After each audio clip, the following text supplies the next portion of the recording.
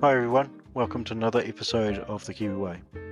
So both Reese and myself have 8 metre by 10 metre workshops. This one's actually mine, but Reese's workshop has never had a workbench.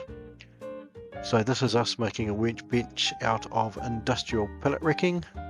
This is most common place you would see this is in your local hardware store, which would be used for displaying and storing their product.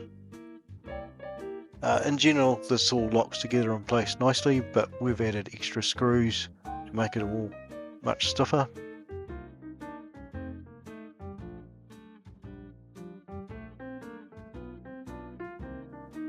Now Reese also wanted to be able to move his workbench, roll it outside and roll it back in, especially if he's doing some sanding and grinding. He doesn't want to make his workshop all dirty, so putting here on some lockable wheels so you can still lock the old workbench from moving, but roll it outside when you're doing certain jobs. So that's what we're doing here.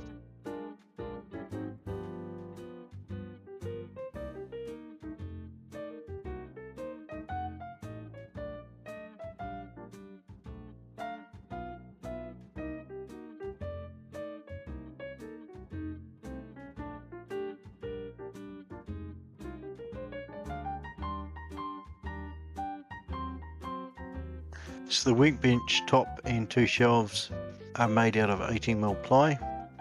The workbench is narrower than a full sheet, but also about 300mm longer, so every full sheet needed to be cut. This is us cutting the sheets to the right width of the workbench.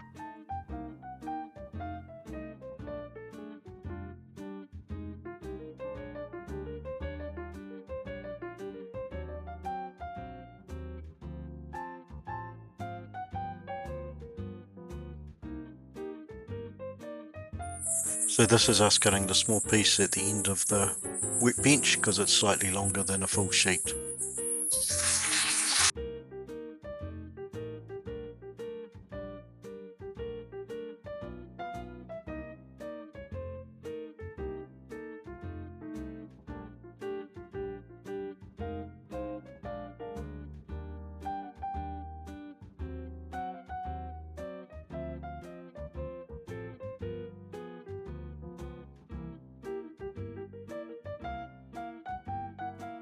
And there you can see us fitting the extra piece at the end of the sheet.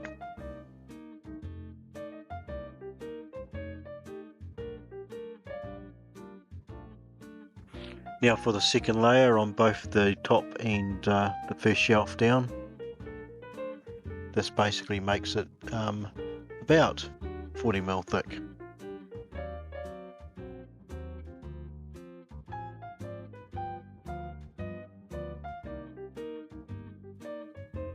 Now, to be fair, you should all be giving us grief on my saw bench here. No guards on top, and I do have guards, but for some reason they weren't there or installed today.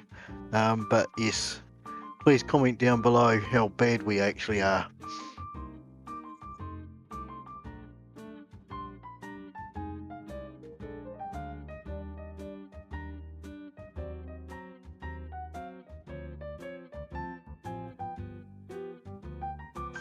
So to join the two pieces of ply together, we glued and screwed the sheets together.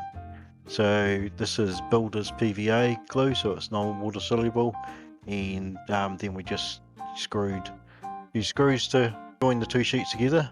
Now obviously in this particular looks like the screws are facing upwards, but we actually flip the sheets over, so the screw heads are actually facing up from the bottom and don't face at the top.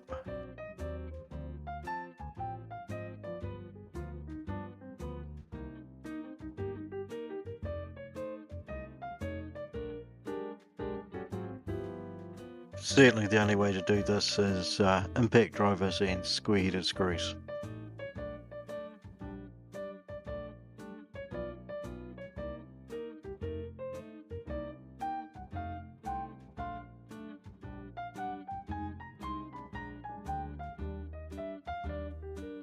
So then it's on to sealing the plywood. Reese here used a penetrating oil, it's called CDX50.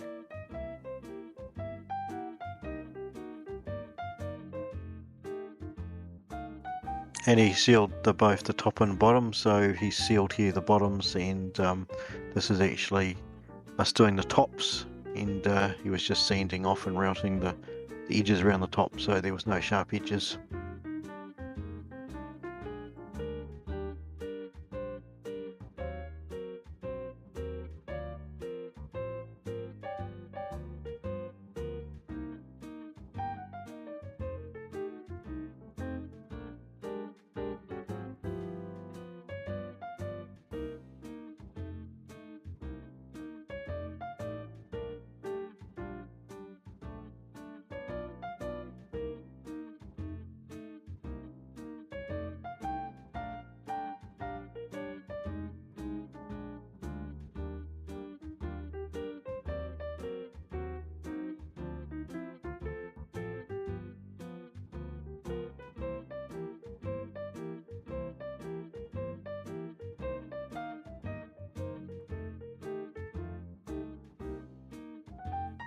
So at this point the frame is actually still quite loose, and so we use the clamps to pull it all together, and then here we are just doing all the bolts up to make it all very stiff and tight.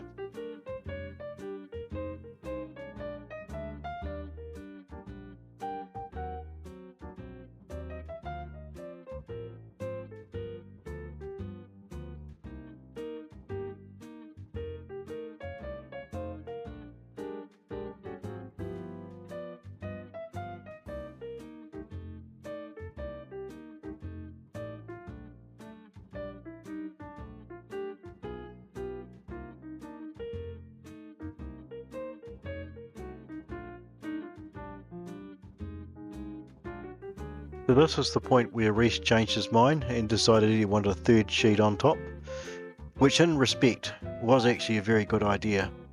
So the third sheet is actually wider than the first two sheets, because the first two sheets sat in between the pallet racking, and this one sits on top and overlaps it, so there's no gap or anything for any dirt or crud to get down. So it's a much better idea to have this third sheet on there. Again, we screwed and glued the third sheet down, but this time we had to screw upwards into the sheets and with longer screws. This was actually quite a bit harder screwing upwards, but we got the job done.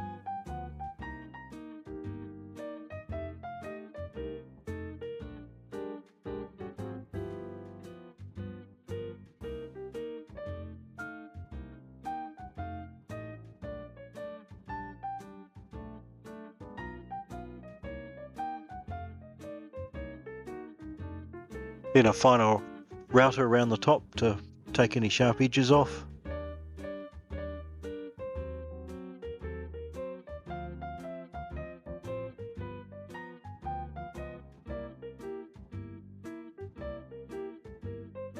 Drilling the holes for the vise that's going to go on, and then it's a final coat of sealer to go on top.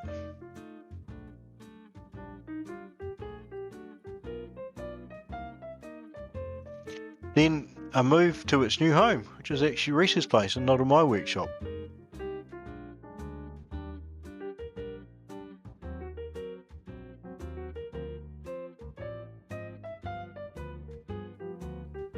So here we are at Reeces' workshop. He's actually only got one bay available for a workshop. His other 2/3 of his shed is actually used for his snooker table. But before we could put the workbench in, we had to do a bit of clean up and move things around a bit to make space for it.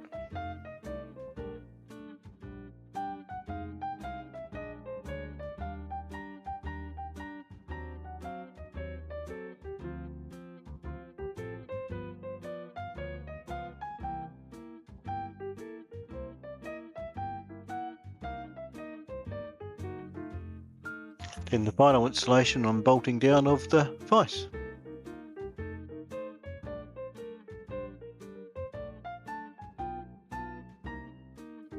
And there we go. Thanks for watching. Please like and subscribe.